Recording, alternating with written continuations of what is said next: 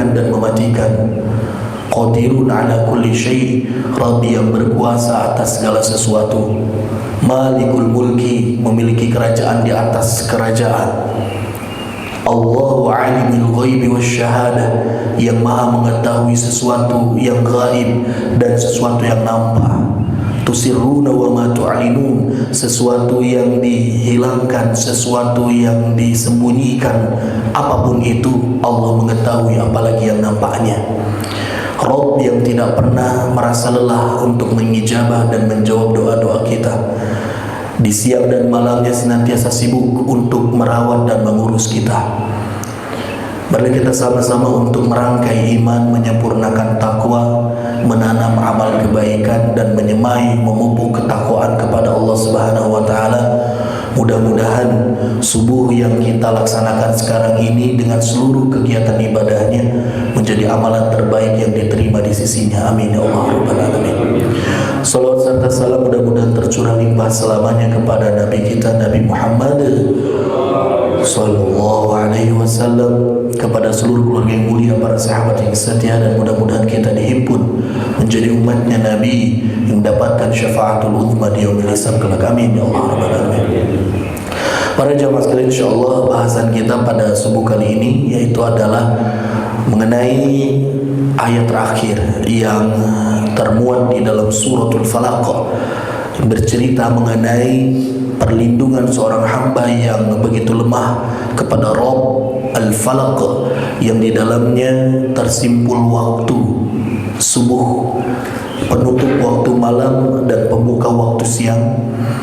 Allah Subhanahu wa taala memberikan instruksi kepada kita, wa min syarri hasidin idza hasada, untuk meminta perlindungan dan permohonan dari segala kejahatan dan peluang bahaya hasidin, orang-orang yang hasud. Idza hasada, apabila dia hasud. Para jamaah sekalian, sebelumnya telah kita pelajari bersama bahwasanya Allah Subhanahu wa taala meminta kita agar senantiasa berlindung dari keburukan makhluk, berlindung pula dari kejahatan, peluang bahaya di waktu malam, dan juga yang terakhir meminta perlindungan dari sesuatu yang tidak kasat mata, tidak terlihat oleh mata, syarrin nafatsati fil 'uqad, dari upaya-upaya jahat yang dilakukan oleh para penyihir ataupun orang-orang yang berniat buruk melakukan klinik, santet ataupun yang lainnya kepada kita. Dan yang tidak kalah penting, ternyata Allah Subhanahu wa taala pun mengangkat satu bahaya yang besar, yang bahaya ini ternyata tidak main-main jamaah sekalian. Kata Ibnu Taimiyah, hasud adalah satu penyakit, la yakhlu jasadun min hasadin, yang kemungkinannya bisa menghinggapi setiap jasad. Siapapun dia, dengan latar belakang apapun profesinya, backgroundnya, seseorang itu mau orang alim atau orang jahil, seorang yang suka ke masjid atau tidak suka ke masjid, orang yang senantiasa berpakai pakaian yang rapi, bahkan yang agamis, pakai sorban, pakai koko, pakai peci, tidak menutup kemungkinan la yakhlu jasadun min hasadin, hilang dan kosong dari yang namanya hasad. Karena itu hal ini sangat penting untuk sama-sama kita perhatikan dan waspadai. Jamaah sidang pengajian rahimakumullah, apa yang dimaksud dengan hasad? Kata Imam Ibnu Taimiyah menyebutkan, hasad itu definisinya sangat pendek jamaah. Hasadun huwa, yang disebut dengan hasad, karohatun ni'mati, ketika seseorang dia merasa benci dengan nikmat alal mun'am, yang diberikan kepada orang yang diberi nikmat oleh Allah Subhanahu wa taala. Ini level yang pertama, Pak. Sekali lagi, hasad itu ketika kita memandang suatu nikmat yang diberikan ala ghairihi, ala akhihi, kepada saudaranya bisa jadi, atau kepada orang lain, karohatun ni'mah, dan kita merasa benci terhadap nikmat itu diberikan kepada orang yang dapat nikmat. Itu level yang terendah. Ketika saya datang ke masjid, Setelah itu orang-orang ternyata setelah saya dibagi naon berkat misalkan ya, dari belakang teh pintu teh ada seorang jamaah yang memberi makanan pasien. Saya yang datang lebih awal nggak dapat, nggak kebagian. Sok ngarasa si Ganu hanya akal datang awal-awal kudu lamun datang panderima menang meureun. Setelah itu saya melihat nikmat yang didapatkan oleh jamaah yang lain, ari batur menang, ari urang teu menang, bari jeung urang datang pang awalna. Mulai gak suka, itu sudah masuk terhadap hasad. Lamun bahasa orang nama, bahasa orang Sunda mah disebut dengan sirik. Kanu nikmat jalmi nu sanes. Jadi sirikna orang Sunda nyaeta hasad jemaah sekalian. Kunaon berarti istilahan sirik? Karena saking bahayana amal perbuatan buruk ini sampai-sampai diistilahi ke orang Sunda manuk itu teh sirik. Syirik dalam literasi Islam adalah ketika seseorang beribadah kepada Allah namun di samping itu dia beribadah pula kepada selain Allah. Orang syirik ketika dibawa mati dosa syiriknya maka tidak akan pernah diampuni. Besar sekali itu dampak buruknya. Maka dari itu orang Sunda masuk menyebut kenukil teh sirik kade tong sirik kanu bobogaan batur. Sirik ini jamaah sekalian ataupun hasad ini level yang pertama itu nggak suka, benci, itu udah masuk hasad. Dan yang kedua wa yuhibbu izalatan ni'mati 'alal mun'im. Yang kedua nih levelnya naik. Udah mah enggak suka dan ternyata di dalam hatinya ada keinginan, ada harapan. Dia menyukai kalau si nikmat itu hilang dari orang yang dapat nikmat. Jadi mah nalika tos batur menang berkat teama, saya teu meunang, tos mah benci teresep nah bet kitu. Akhirnya saya dalam hati ngagerantes kege balik ge moal ka bawa geurah hilapeun. Uih ge moal ka mam geurah. Paling isina ge hal-hal anu biasa-biasa we moal kapake.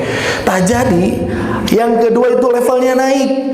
Ingin bahwasanya nikmat itu hilang dari genggaman orang tersebut. Iya dilantik, muali lagi benang OTT. Kedap dike ku KPK. Tah eta teh. Level grade hasad adu kadua kade. Yang ketiganya apa jamaah sekalian? Ini bahaya sekali. Yang ketiganya adalah watamannin ni'mah. Dia mengharapkan nikmat tersebut datang ilaihi kepada dirinya. Atau semata resep kanu nikmat batur. Harap di dalam hatinya ada sebuah harapan, hilang nikmat itu dari genggamannya. Dan yang ketiga, dia berharap nikmat itu yang datang kepada dirinya. Kumaha carana baik? Pokoknya diupayakan agar nikmat itu hilang dan datang kepada dirinya. Sok disebut kaidah jalmi hasan mah cirina gampang. Teresep mun batur menang nikmat. Suka senang melihat orang lain susah dan merasa kesulitan kesusahan ketika melihat orang lain senang. Tuh SMS ya betul kata Pak Zainal. Itu salah satu ciri ketika seseorang dia itu aktif keburukan hasad di dalam hatinya. Mau bakal tenang Pak Jalmin gitu Pak. Nah jadi jamaah sekalian, level pertama benci, level kedua ingin nikmat itu hilang dari genggaman orang, yang ketiganya ingin nikmat itu datang malah kepada dirinya.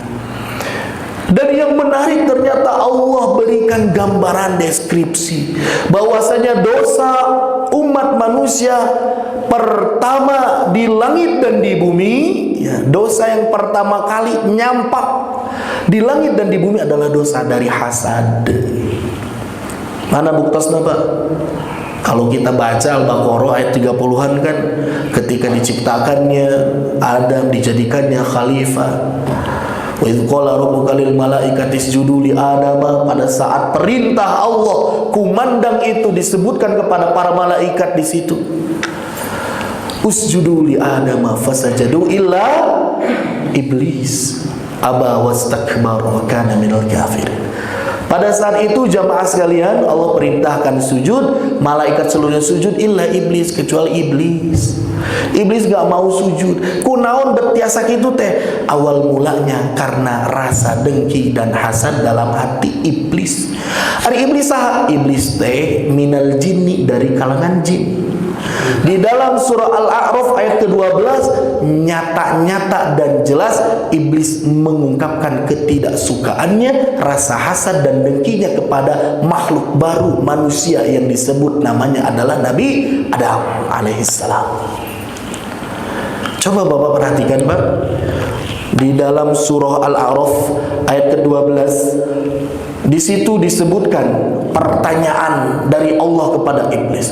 Qala ma mana'aka alla tasjuda idz amartuka. Berkata Allah Subhanahu wa taala bertanya kepada iblis, "Ma mana'ak, apa yang menghalangi dirimu alla tasjuda, sehingga engkau tidak mau bersujud idz amartuka, pada saat aku perintahkan kepadamu wahai iblis?" Qol, iblis itu menjawab, "Ana khairum minhu, aku itu lebih baik darinya. Aku lebih mulia daripada Adam. Khalaqtani min nar." Nah, buat ayat anggapan gitu. Karena engkau ya Allah ya Rabb, engkau ciptakan aku dari api, wa khalaqtahu min tin, dan engkau ciptakan dia Adam itu dari tanah. Aku dari api. Dan ternyata jamaah sekalian, riwayat menyebutkan iblis teh eta teh sanes malaikat. Tapi nah bergabung gaulna jeung malaikat, berada di langitnya Allah Subhanahu wa taala. Karena iblis itu seorang jin, walaupun dia secara penciptaan makhluk itu masuk klasifikasi jin, tapi dengan kesolihan, kealiman, ketundukan dan ilmu yang dia miliki, gaulna teh teu jeung jin deui Pak, gaulna teh jeung malaikat. Saking naonna, saking alimna jin ieu teh gabungna teh gaulna sadidinteunna teh ulu biungna jeung malaikat. Dan ketika diciptakan makhluk yang baru, tiba-tiba Allah Subhanahu wa taala memuliakan makhluk ini yang baru. Dimuliakan, dan dia kasih nikmat nih Nabi Adam. Nikmat apa? Berupa pengetahuan. Nabi Adam memiliki pengetahuan, mengetahui setiap nama-nama benda yang ada. Ngelehkeun malaikat, termasuk jin kaelehkeun. Udah mah gak suka, jengkel sama Adam, disuruh sujud pula sama Allah, tambah we alim. Nah gitu. Dan sifat-sifat keiblisan ternyata banyak ya terdapat di dalam hati manusia. Nauzubillahi min dzalik. Tuh dosa nu pertama di langit teh ieu. Dosa yang pertama di bumi sama, awal mulanya dari hasad. Bahasa Arab hasad, bahasa Indonesia hasud, bahasa Sundana sirik. Awal nama tina sirik Pak. Cerita apa? Pada saat Nabi Adam dan Siti Hawa alaihimassalam memiliki keturunan. Yang pertama ada Qabil dan juga kembarannya Pak, perempuan dulu. Jadi Qabil itu lahir sebagai anak pertama, kasep dedegana jangkung padat, tampan gagah rupawan, punya saudari kembarannya cantik jelita. Nanti cari tahu siapa namanya ya. Ada juga yang menyaksikan bahwasanya namanya bukan Qabil dan Habil, dan dalam Quran tidak disebutkan secara eksplisit, secara langsung namanya Qabil dan Habil, tapi disebutkan anak keturunan Adam, disebutkannya anak-anak Adam. Dan ternyata dalam generasi selanjutnya lahir Habil dan juga kembarannya perempuan. Habil mantep ganteng-ganteng teuing, kembaran lagi biasa-biasa wae.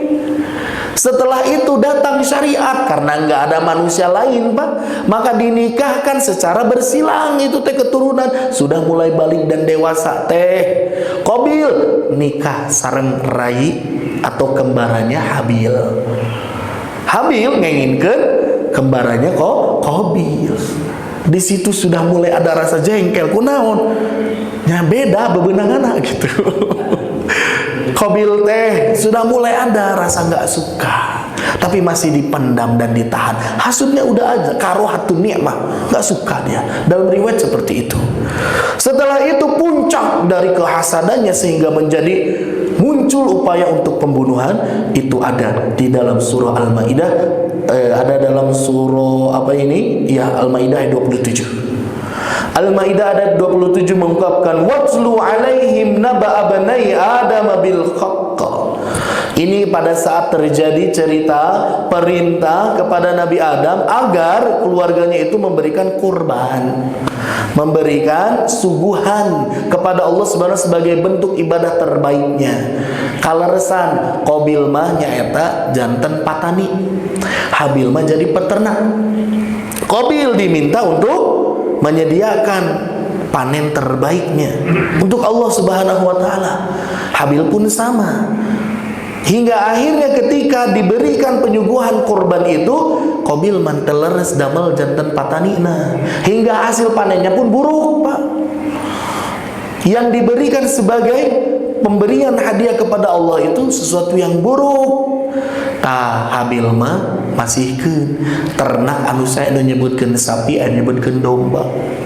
Musasabawag gitu, diberikan sebagai kurban kepada Allah Subhanahu wa taala. Di sini Allah Subhanahu wa taala mengungkapkan, bacakan Nabi Muhammad kepada mereka berita tentang dua putra Adam dengan sebenarnya.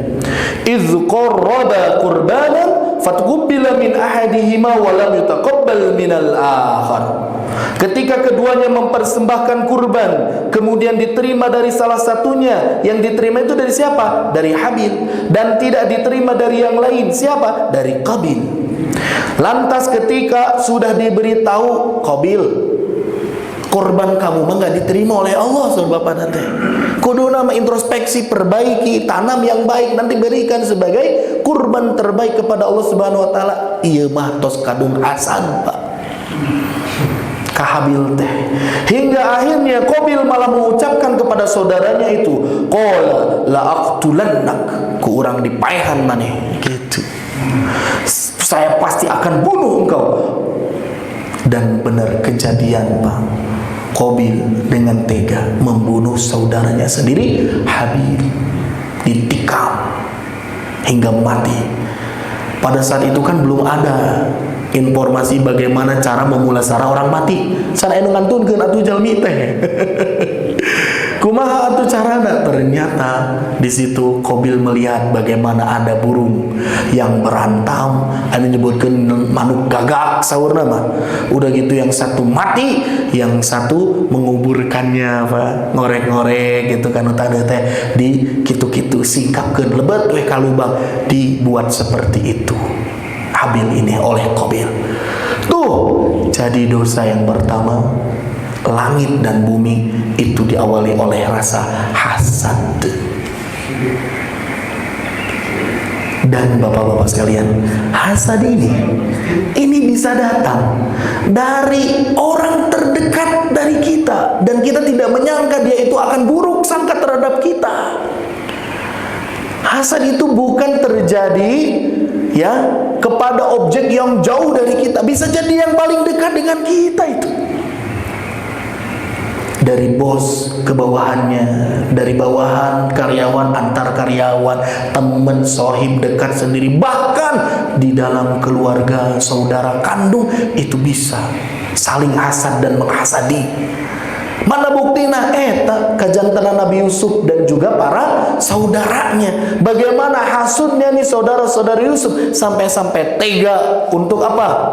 Membuat makar. Yang membuat cara-cara yang begitu kejam kepada saudaranya sendiri, dilelepkeun ka sumur. Nauzubillah. Ditutupan eta sumur. Nggak dilirik, nggak dilihat bagaimana kondisi saudaranya itu dalam sumur. Apakah dia tenggelam? Apakah dia terluka? Apakah dia mati? Tidak dilihat. Saking naon, Pak? Hasud. Bahaya hasud deh, Pak. Ini kejadian nyata. Ada seorang yang mengungkapkan bahwasanya istrinya itu sakit-sakitan terus. Istrinya sakit-sakitan terus, gak jelasin penyakitnya apa. Datang ke dokter, diagnosanya aman-aman aja. Bingung, tapi sakitnya parah sekali. Hingga akhirnya Setelah itu dia merasa yakin ini terjadi oleh intrik dan sihir. Dan ketika dicari, ada informasi yang menyebutkan ternyata sihirnya itu datang dari siapa? Datang dari adiknya sendiri.